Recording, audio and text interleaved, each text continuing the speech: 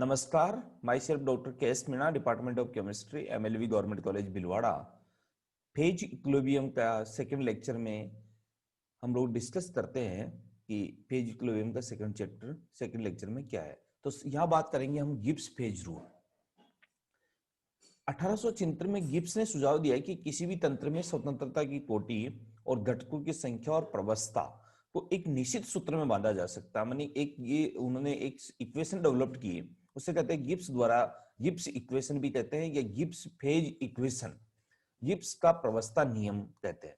इसको रिप्रेजेंट किया इन्होंने F equal to C minus P plus two. F स्वतंत्रता की कोटि होगी, C घटकों की संख्या, P प्रवस्थाओं की संख्या। इस डेरिवेशन को कैसे हम डेवलप करते हैं कि मान लीजिए किसी तंत्र में प्रवस्थाओं की संख्या P है और घटक की संख्या C है। किसी भी तंत्र की अवस्था ताप और दाब पर निर्भर करती है। प्रत्येक प्रवस्था का संगठन परिभाषित करने के लिए C इक्वल टू 1 माने हम। अवयवों की संख्या ज्ञात होनी चाहिए। P प्रवस्थाओं के साथ कुल सांद्रता चारांक माने कि ताप दाब को मिलाकर कुल कितने हो गए? 2 हो गए। तो इसलिए P C माइनस 1 प्लस 2। तो इन चारांकों से संबंधित समीकरण ऊष्मागतिकी पर निर्भर करता है। तो ऊष्मागतिकी के अनुसार किसी भी साम्यावस्था पर विभिन्न प्रवस्थाओं को उपस्थित सभी संभव जब तक सभी में किसी अवयव की मोलर ऊर्जा ही समान हो। एक प्रवस्था में किसी भी अवयव की मोलर ऊर्जा ताप दाब ताप और सांद्रता के चारांकों पर निर्भर करती है। अतः प्रत्येक अवयव के लिए P माइनस 1 समीकरण उपलब्ध होगा। सी अवयवों को इस प्रकार हम लिख सकते हैं।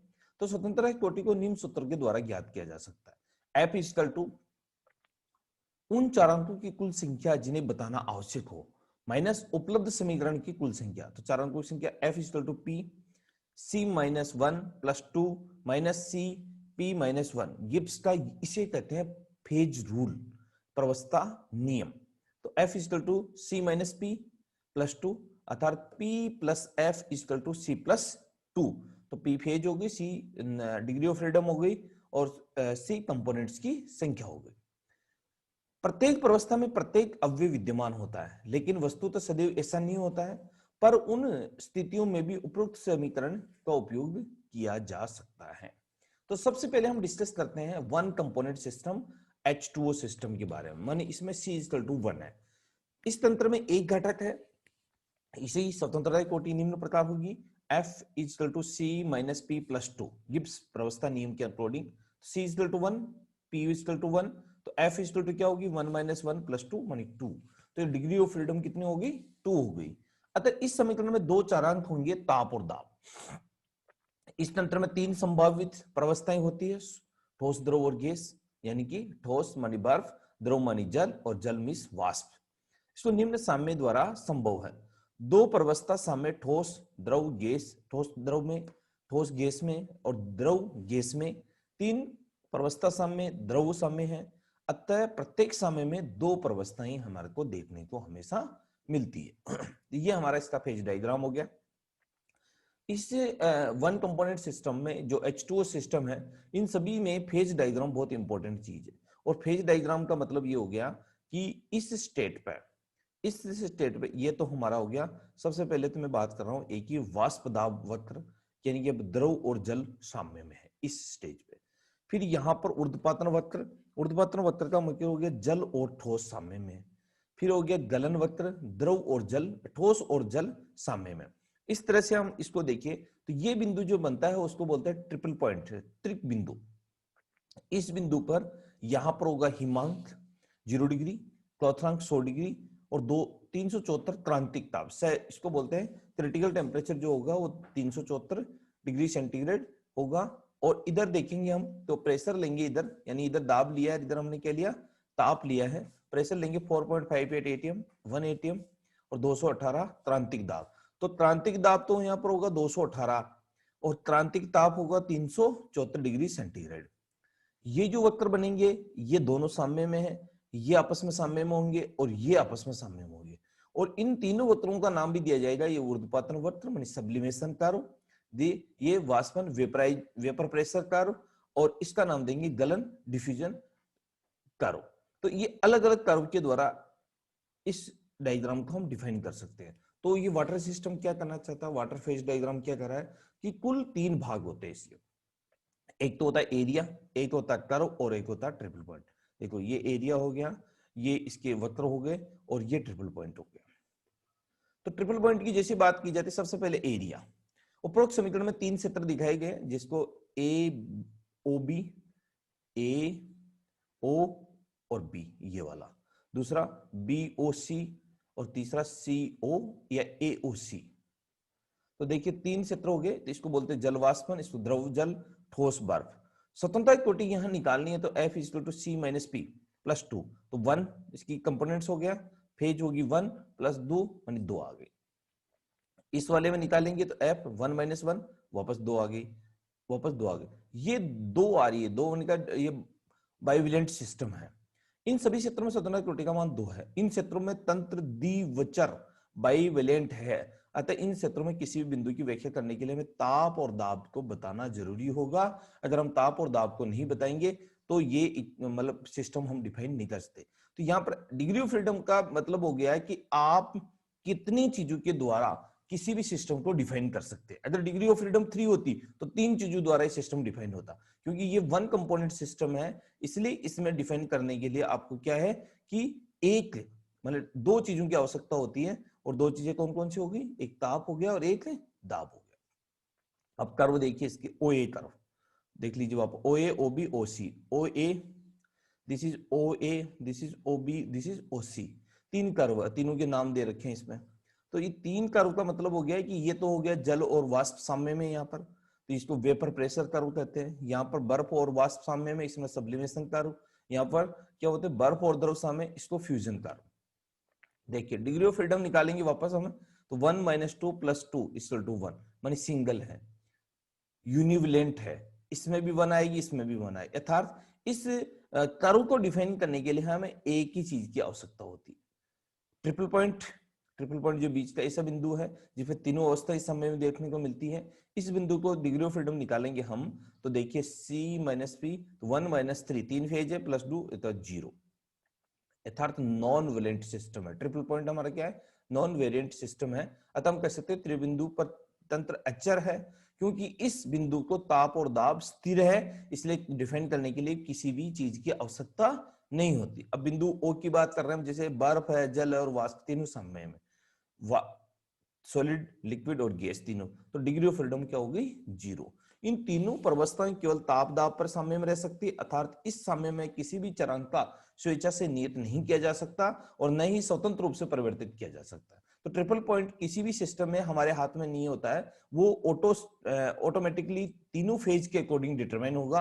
अतः ये अचरीय तंत्र है, माने कि इसमें नॉन वेरिएंट सिस्टम इसको माना गया है। उपरोक्त तीनों क्षेत्रों के अलावा इस तंत्र में एक और वक्र पाया जाता है जिसे हम मितस्थायी मेटा स्टेबल वक्र भी कहते हैं। मितस्थायी को डिफाइन कैसे करेंगे, ओए के पीछे की को ए तक बढ़ाया जाता है। ओ ए को पीछे देखिए वापस डायग्राम में आप, ओ ए को पीछे तक, ए तक, ये वाला, इसको इस तरह यहां तक बढ़ा दिया हमने, इसको थोड़ा यूं बढ़ा दिया, ये होता है मेटास्टेबल। तो जैसे ही हम बात कर रहे हैं कि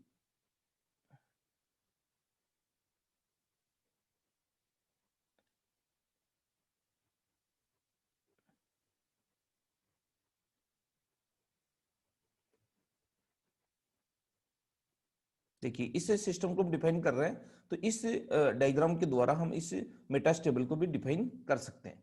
तो मेटास्टेबल को डिफाइन करने के लिए हमें इस चीज को देखना होगा कि डिग्री ऑफ फ्रीडम हमने निकाल ली। डिग्री फ्रीडम निकालने के बाद में,